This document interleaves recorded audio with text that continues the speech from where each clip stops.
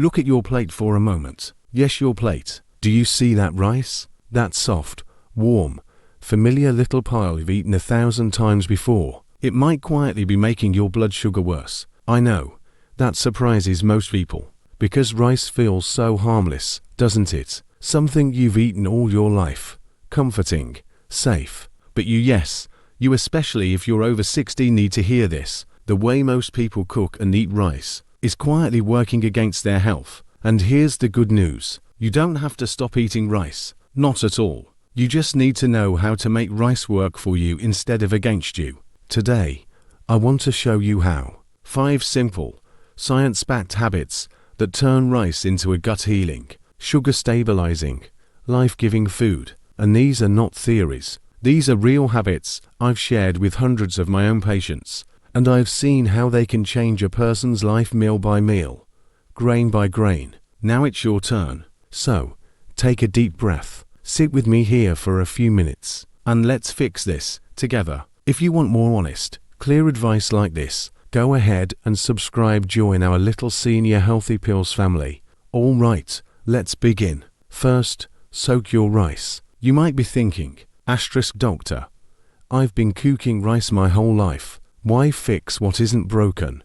I've heard that so many times. But here's what I tell my patients. Just because something is familiar doesn't mean it's harmless. Unsoaked rice is actually stealing minerals your body needs: calcium, zinc, iron, and you don't even notice. Rice contains something called phytic acid. It's natural. It's in the grain itself. But it acts like a little thief inside your gut, locking onto those minerals and carrying them away before your body can absorb them. If you're already feeling tired, your bones feel fragile, your immunity isn't what it used to be, this really matters. Let me tell you about Maria, a woman I worked with, 72 years old, bright eyes, sharp mind, but she was always uncomfortable after eating, bloating, cramps, fatigue. One day I said to her, just soak your rice before cooking. Try it for 2 weeks. She did. When she came back to see me, she smiled and said, meals feel lighter now.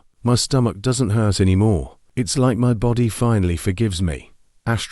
She called it a small miracle. And you can feel that too. Here's what you do. After rinsing your rice, soak it in warm water for 30 to 60 minutes before cooking. That's it. Even just 30 minutes helps. If you let it sit for longer, over 3 hours, it can spoil, especially in warm weather. So don't overdo it. It's a tiny habit, but the reward is real. Better digestion, stronger bones, more energy. Second, add vinegar. Let me ask you something. When you eat rice, do you feel a wave of sleepiness about an hour later? Or does your energy crash? That's your blood sugar spiking and then dropping. Here's a way to stop that. Add vinegar. Yes, vinegar. You might be thinking, vinegar, won't that ruin the taste? But here's the truth. Just 1 spoonful of natural, fermented vinegar in the water while cooking rice can lower the blood sugar impact of that rice by 31%. Let me tell you about Samuel, late 60s, pre-diabetic. He came to me frustrated. His sugar kept creeping up, no matter how hard he tried. I said, Samuel, I want you to add 1 tablespoon of apple cider vinegar when you cook your rice. Do it for a month. When he came back, his numbers had stabilized. His eyes looked brighter. He said, I feel clearer now. Not so foggy after lunch. You can have that too. When you're cooking rice, just add 1 tablespoon of real, fermented vinegar, like apple cider vinegar, to the water, not the synthetic, flavored kind. That won't help you. And no, your rice won't taste sour. Most people say it tastes fresher, cleaner. If your stomach is very sensitive, start with half a tablespoon and work your way up. It's one of the easiest changes you can make, and it works. Third, mix in oatmeal. Have you noticed your cholesterol creeping up, or your blood pressure acting up? Here's a little trick.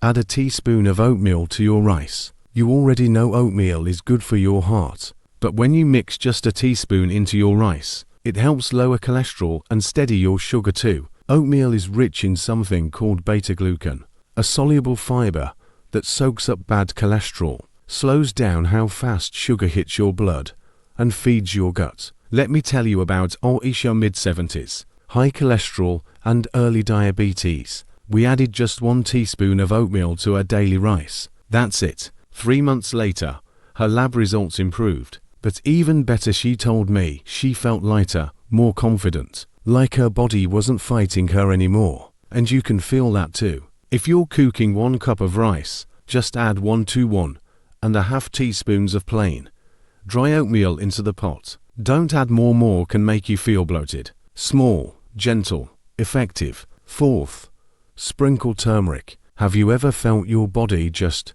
inflamed? Stiff joints, puffy hands, a dull ache you can't quite name? That's inflammation, and your insulin might not be working as well as it used to. Here's a way to help both. Turmeric, that golden spice you see in curries. Just a pinch in your rice can help your body respond to insulin and calm inflammation. Turmeric contains curcumin, a powerful antioxidant and anti-inflammatory compound. Let me tell you about Lena, late 60s, managing type 2 diabetes. She began adding just a pinch of turmeric to her rice every day. After a few months, her blood sugar stabilized enough for her doctor to lower her medication. You can have that too. Here's what you do.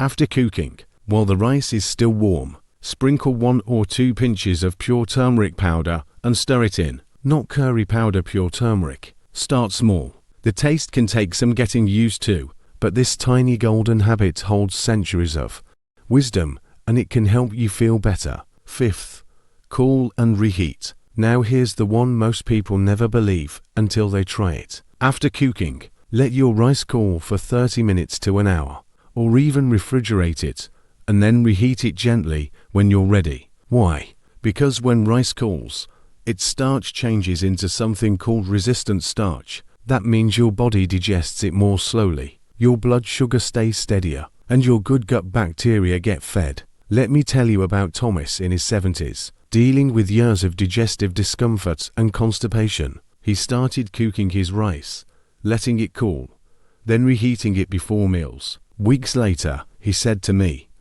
"Doctor, my stomach finally feels light, like it's not fighting me anymore." You can feel that too. So cook your rice, let it cool even overnight, and then reheat it the next day. It's that simple. Let's reflect. Now I want you to stop and think for a moment. You've just learned 5 small, gentle habits. Each of them takes just a few minutes. Soak your rice, add vinegar, mix in a little oatmeal, sprinkle turmeric, cool and reheat. Alone, each one helps a little. Together, they can change how your body feels. Imagine finishing a meal and feeling light instead of heavy. Imagine your blood sugar staying calm instead of spiking and crashing. Imagine your digestion finally settling quiet, comfortable, at ease. You don't have to do all 5 today. Just pick one and start, because you deserve to feel better. You deserve to feel stronger. You deserve to feel at home in your body again.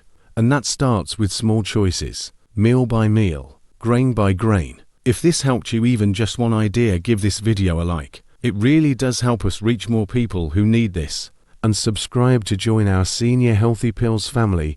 We're here for you. Now tell me, which of these surprised you the most? Which one will you try first? Leave me a comment. I'd love to hear your story. Take care of yourself. And remember, you've got this. See you in the next video.